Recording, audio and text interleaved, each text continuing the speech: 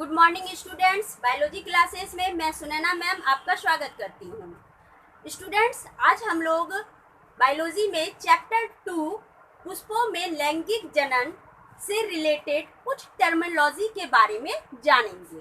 तो जिसमें कि आज हम देखेंगे माइक्रोस्पोर यानी लघु बीजाणु जनन और परागकण के बारे में, पॉलन ग्रेन के बारे में। ठीक है, तो माइक्रोस्पोर के बारे में आपको बताया गया था पिछले वीडियो। आप जो नहीं जानते हैं वो पिछले वीडियो हमारा देख लीजिए।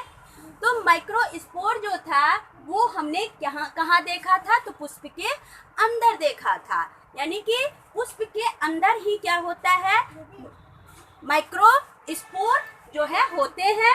और ये माइक्रोस्पोर जो होते हैं वो मेल गैमेटोफाइट होते हैं। यानी कि microspore is the first cell of male gametophyte.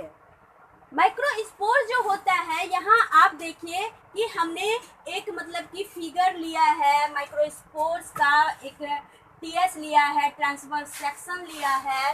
तो इसमें हम देख रहे हैं कि कैसे मतलब कि परागकण जो है वो माइक्रोस्पोर के अंदर जो है सुरक्षित रहते हैं, और कैसे परागकण जो के स्पोर्स क्या होते हैं, एक एक्साइन और इंटाइन यानी कि बाह्य चोल और अंतःचोल के द्वारा जो है कवर रहते हैं। तो यहाँ हम स्टूडेंट ये देखेंगे माइक्रोस्पोर जो होते हैं इनका जो आकार होता है वो क्या होता है, वो अंडाकार होता है, यानी कि वो ओवल होता है।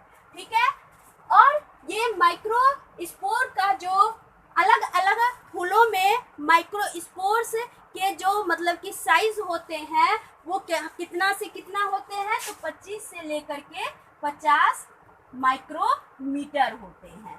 ठीक है, तो इस तरह से हम क्या देखेंगे कि फूलों में जो ये माइक्रोस्पोर जो होते हैं वो बहुत ही क्या होते हैं, सूक्ष्म होते हैं, जिसे कि मतलब कि कहिए कि कण के समान होते हैं, जिसे कि हम आसानी से नहीं देख पाते हैं। इसे हम माइक्रोस्कोप से ही देखने में सक्षम हो सकते हैं।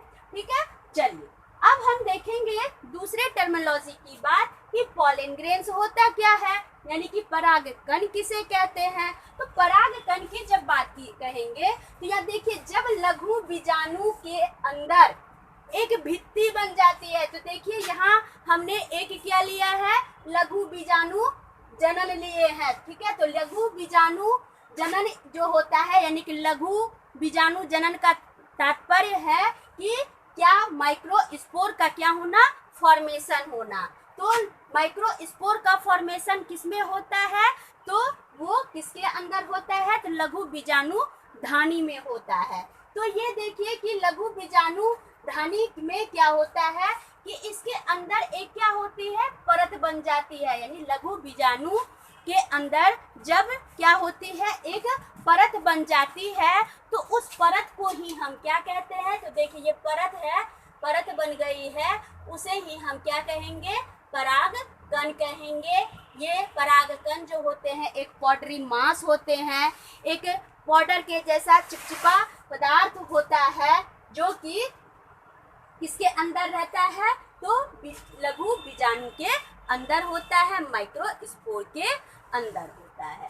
ठीक है, चलिए आगे हम देखेंगे। तो ये जो माइक्रोस्पोर होते हैं वो क्या होते हैं, अलग अलग फूलों के प्रजाति, जैसे कि गुड़हल हो गया, चमेली हो गया, गुलाब हो गया।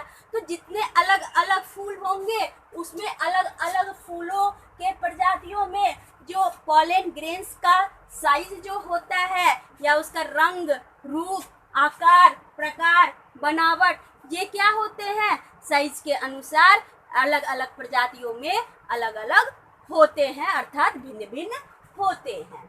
ठीक है, तो हम ये नहीं कह सकते हैं कि प्रत्येक फूल का परागकण जो है वो एक समान होता है, तो ये बिल्कुल गलत होगा। ठीक है, तो हमेशा ये याद रखिएगा कि अलग अलग होते हैं। चलिए अब हम आपको बताते हैं कि पॉलन ग्रेन के को जो है मतलब कि कैसे मतलब कि प्रोटेक्शन मिलता है। तो पॉलन ग्रेन को प्रोटेक्शन किसके द्वारा मिलता है? तो आप देख रहे हैं इस स्ट्रक्चर में कि एक संरचना है एक्साइन और इंटाइन, यानी कि अंतःचोल और बाह्यचोल। फिर जानेंगे कि एक्साइन और इंटाइन क्या होता है। ठीक है, तो यहाँ देखिए एक्साइन जो होता है, जब प्रत्येक परागकण, देखिए यहाँ जब प्रत्येक परागकण का केंद्रक और कोशिका द्रव, ये कोशिका द्रव यानी कि कोशिका के अंदर जो द्रव जैसी संरचना होती है उसको कोशिका द्रव कहते हैं, साइटोप्लाज्म कहते हैं।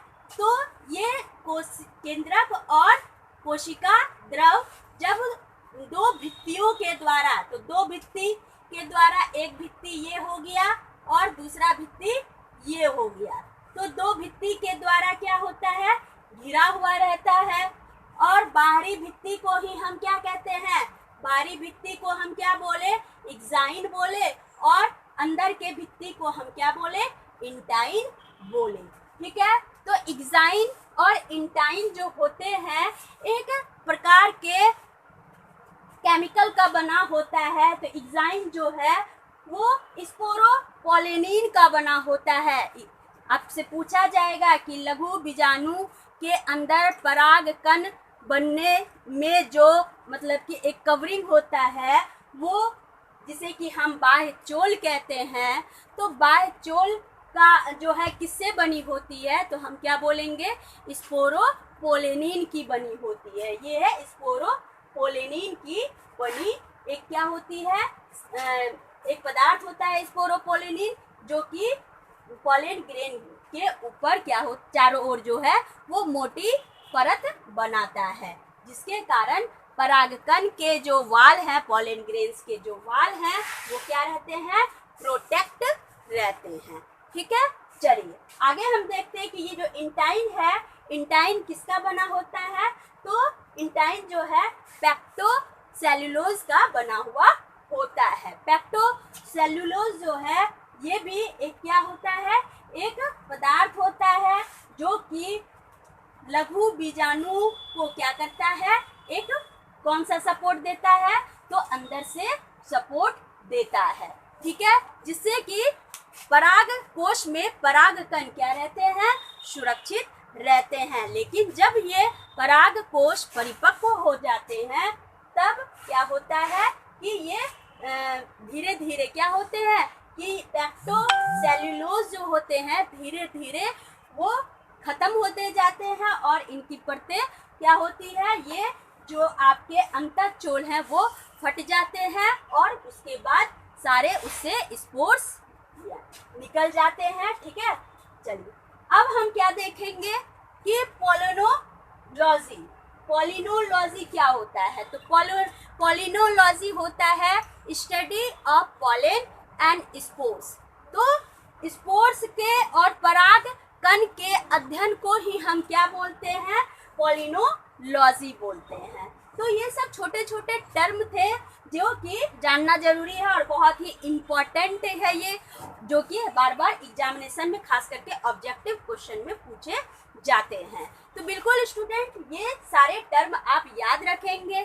तो आगे हम देखेंगे कि फूल के अंदर जो है नर युग्मक जनन जो होता है वो किस प्रकार होता है, और फूलों में जो युग्मक का निर्माण बनने की क्रिया जिसे कि हम क्या बोलते हैं, माइक्रोस्पोरोजेनेसिस बोलते हैं। तो ये हम जो है नेक्स्ट वीडियो में जानेंगे। अगर आपको हमारा वीडियो अच्छा लगे आप लाइक कीजिए, कमेंट कीजिए और ज़्यादा से ज़्यादा शेयर कीजिए। Okay, bye.